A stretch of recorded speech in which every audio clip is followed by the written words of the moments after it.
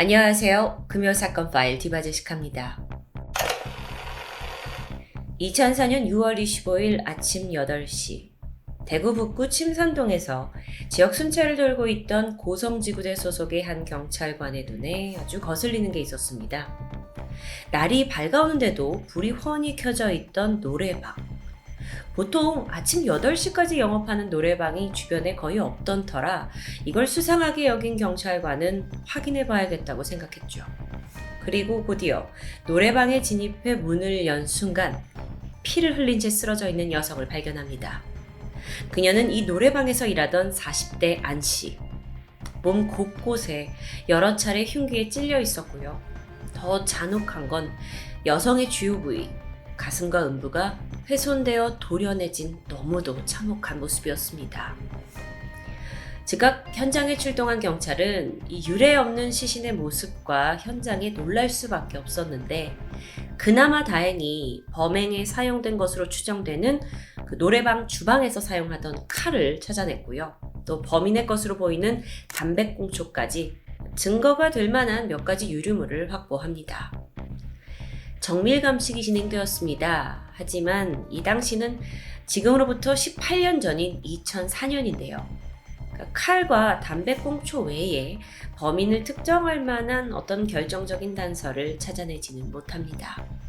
심지어 사건 현장 일대에 CCTV가 거의 없었어요. 그리고 지금과 달리 매장 내에도 CCTV가 없죠. 그렇다 보니 도대체 지난밤 누가 여기에 왔다 갔는지 또 목격자는 있는지 파악하기가 힘들어졌습니다. 범행 발생 시간은 이른 새벽으로 추정을 했는데 이때가 또 한적한 때라서 목격자를 찾는 건 쉽지 않습니다. 이후 경찰이 수사본부를 차렸고 본격적으로 조사를 시작했죠. 우선 이 사건을 좀 들여다보면 시신의 훼손 상태가 너무도 참혹합니다. 그래서 수사 초기에는 이건 원한에 의한 범죄가 아닌가를 의심하게 되는데요. 그렇다면 노래방 단골 손님 중에서 혹시 안 씨에게 불만을 가지고 있던 사람이 있는 건 아닐까요? 그런데 사실 이 노래방은 안 씨가 주인이 아니었습니다. 그녀의 오빠가 운영하던 곳이었죠. 평범한 주부였던 안 씨는 종종 오빠 가게에 나와서 가게 일 봐주고 알바비를 받는 정도였는데요. 실상 이 노래방에서 오랜 시간을 보내지는 않았죠. 그렇다면 손님과 불화가 벌어진 사건으로 보긴 좀 힘듭니다. 혹시 개인적인 원한 관계나 돈 문제로 얽힌 사람이 있는 게 아닌가 싶었지만 딱히 그것도 아니었고요. 결국 수사팀은 실마리를 찾지 못하고 사건은 미제로 남게 됩니다. 그런데 이 사건을 절대 잊지 못하고 매일같이 현장을 맴돌던 이가 있습니다. 바로 피해자 안 씨의 아들 김 씨. 그는 어머니가 사망할 당시 고등학생이었는데 당시 경찰은 이 가족이 받을 충격을 고려해서 사건 현장을 봉쇄했고요. 아들인 김 씨는 결국 어머니의 마지막 모습을 보지 못한 채 이 모든 건 마음속에 깊은 한으로 남게 되죠. 당연합니다. 심지어 사건이 용의자도 찾아내지 못하고 또 범인에 대한 단서조차 제대로 없는 미제 사건이 되니까 김 씨는 자신이 커서 반드시 경찰이 될 거고 내가 직접 어머니를 죽인 범인을 잡겠다는 집념의 꿈을 갖게 됩니다. 그리고 이 사건 9년이 지난 2013년 김 씨는 공무원 시험에 합격해서 어엿한 경찰관이 되었고요.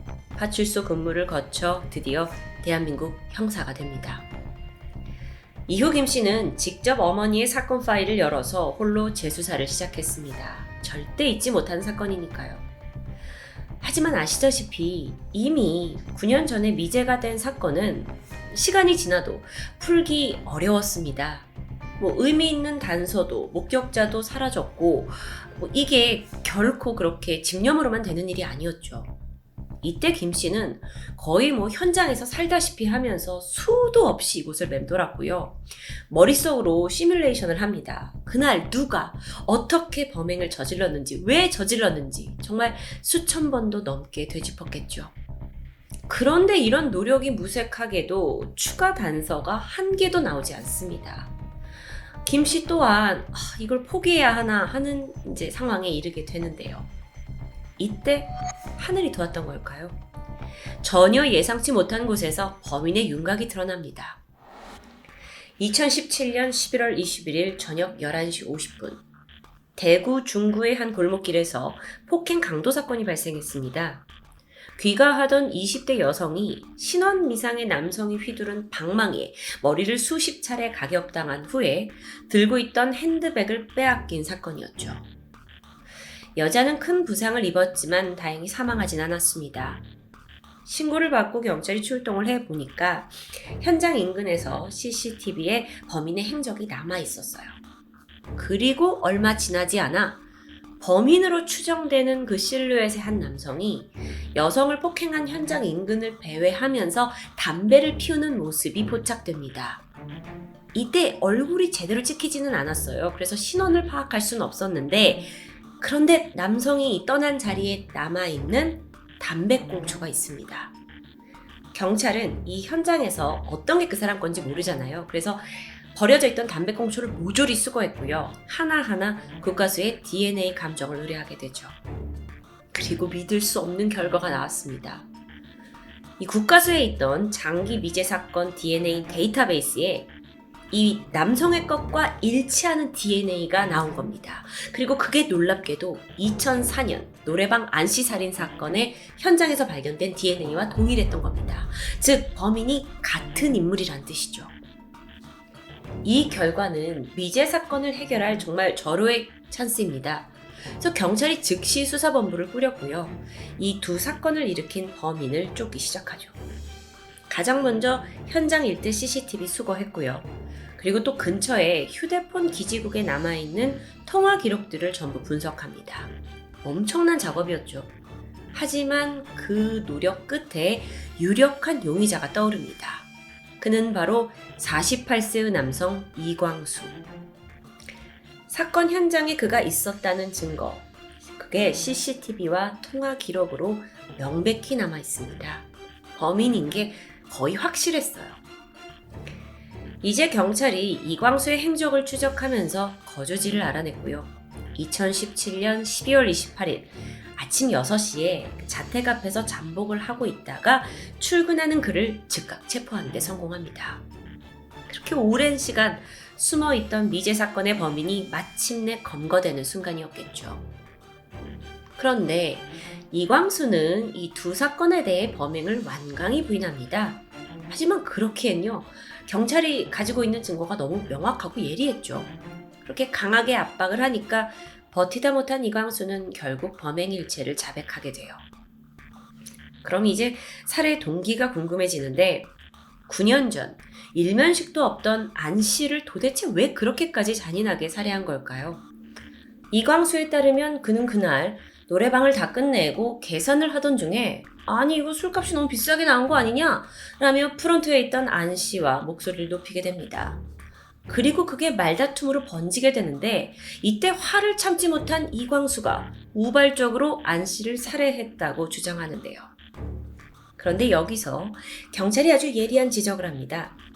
과연 이광수가 지난 2004년 살인을 저지른 후에 다시 2017년, 그러니까 최근 그 강도 범죄를 저지르기까지 그 13년이란 시간 동안 정말 조용히 살았을까? 라는 의문이었습니다. 그러니까 범행이 정말 이 두 건이 다일까? 라는 의심이죠. 그래서 혹시나 하는 생각에 수법이 유사한 케이스를 조사해 보는데 마침 이때 또 다른 미제 사건이 떠오릅니다. 그건 2009년 2월 3일 대구 수성구 범어동에서 발생한 노래방 주인 살인 사건이었습니다. 피해자는 40대 여성 유 씨였는데 자신이 운영하고 있던 노래방에서 흉기에 여러 차례 찔린 채 사망해서 발견되었죠. 같은 대구 지역 노래방에서 발생한 사건이고요. 피해자의 특성도 유사하고 당시 현장에 별다른 증거가 없다는 점까지 비슷합니다. 경찰의 촉이 발동했고요. 이 두 사건의 연관성을 두고 면밀히 조사해본 결과 범어동 유씨 살인사건 역시 이광수의 짓인 게 드러납니다. 아주 미친놈이죠. 또 범죄를 저지른 겁니다. 한편으로는 사실 범인 한 명 검거로 인해서 3건의 사건이 해결되는 통쾌함이 경찰에게 느껴졌겠죠. 연쇄 살인을 저지른 이광수는 분명 보통 놈이 아니었습니다. 경찰은 그의 말에 신빙성이 없다고 판단을 해서 강도 높은 조사를 벌이는데요. 그러다 결국 자신의 자백에 거짓이 있음을 인정하고 사실을 털어놓습니다. 그러니까 앞서서 안 씨와 술값 때문에 싸우다 벌어진 일이다 라고 말을 했는데 실제로는 성폭행을 시도하려고 하다가 실패하자 저지른 살인임을 자백하게 된 겁니다. 사건 당일 그는 노래방에 지인과 함께 있었습니다. 그런데 지인이 떠났고 안 씨와 단둘이 남게 되자 성폭행을 시도합니다. 그런데 안 씨가 격렬하게 저항했어요. 그래서 실패하자 분노했고 주방에 있던 칼을 꺼내서 그를 살해했던 겁니다. 그럼 여기서 그 시신의 주요 부위가 훼손되어 있던 것은 어떻게 설명하느냐? 자신의 어떤 성적 욕구를 해소하지 못한 데 대한 분노로 이런 행동이 나온 것으로 분석이 돼요. 그리고 그때로부터 5년 후에 유씨 노래방 사건에서도 마찬가지였어요. 그날도 유흥을 즐기던 이광수가 성적 욕구에 사로잡혔고 가게에 있던 유씨를 제압했는데 그녀가 저항하게 되자 얼굴을 마구 폭행하게 됩니다. 그래서 그녀가 잠시 기절하게 되는데 이광수는 순간 유씨가 깨어나면 나를 신고할 게 분명한데? 이런 생각에 사로잡혀서 노래방에 있던 칼로 기절한 유씨를 살해했다고 자백하게 되죠. 그리고 놀랍게도 이 사건에 실마리를 제공했던 그 폭행 강도 살인 사건 역시 애초에 강간 살인이 목적이었던 게 밝혀집니다. 그러니까 처음에 성폭행을 한 후에 살해하려고 했는데 그게 미수에 그치니까 그냥 핸드백만 가지고 도주한 겁니다. 더러워.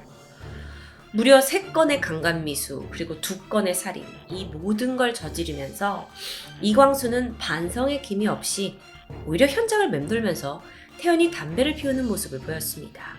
그리고 그 담배꽁초가 이 모든 해결의 실마리를 제공했던 거죠. 2018년 7월 재판에서 검찰의 주장이 뭐였냐? 이광수는 당연히 사형을 받아야 된다. 거듭 강조했어요. 반성은커녕 5년 후 그리고 그로부터 다시 8년 후에 같은 범행을 저질렀다는 건 이건 교화의 가능성이 없다라고 본 거죠. 저도 격하게 이 부분에 공감합니다. 결국 9월에 열린 결심 공판에서 이광수에게는 최종 무기징역 그리고 10년간의 신상정보 공개 처분이 내려집니다. 재판부 또한 이광수가 추후에 교화나 개선의 가능성이 없다고 판단하면서 내린 결정이었습니다. 2018년 이래 그는 현재 복역 중에 있죠. 자, 그렇다면 누구보다 간절히 범인을 잡고 싶어 했던 안 씨의 아들 김 씨는 어땠을까요? 사실 담배꽁초에서 그 동일한 DNA가 나왔다고 했을 때부터 그는 수사본부에 합류하고자 했습니다. 어머니 죽인 범인 잡고 싶어서 경찰이 된 사람입니다. 그러니까 당연히 이제 단서가 나오니까 자신이 그 사건에 들어가고 싶었겠죠. 그 심정은 충분히 이해할 수 있습니다. 하지만 그는 결국 수사본부에서 배제됩니다. 그러니까 만약에 범인과 마주할 경우 감정이 폭발해서 또 어떤 불상사가 일어날지 모르기 때문에 이 부분을 이제 고려한 거죠. 김 씨 또한 수사본부의 결정을 충분히 이해하고 있었습니다. 그래서 후에 수사팀이 이광수를 검거하기 위해서 이제 수사팀을 꾸리고 막 고분분투를 할 무렵에 경찰은 김 씨에게 장기 휴가를 주게 돼요. 그래서 이광수가 검거되면 돌아오라고 말했죠. 어려운 결정이었지만 김 씨는 결국 동료들이 자신의 한을 풀어줄 거라고 믿고 장기 휴가를 떠났고요. 동료들이 이광수를 검거해 자백까지 받아냅니다. 참 슬프고도 감동적인 스토리죠. 당시의 수사팀은 이 사건을 하늘의 심판이라고 불렀습니다. 13년 전에 어머니 살인 사건의 범인을 찾던 아들이 경찰이 되어서 수사를 시작했는데 실제로 그 순간이 되니 그를 대신해 동료들이 범인을 대신 검거한 그야말로 영화 같은 스토리죠. 또한 한편으로는 정의는 살아있고 범죄 뒤의 숨은 이들이 언젠가 반드시 죗값을 치르게 될 거라는 걸 극적으로 보여준 사례이기도 합니다. 여러분은 어떻게 보셨나요? 댓글 남겨주시기 바랍니다. 지금까지 금요사건 파일 디바제시카였습니다.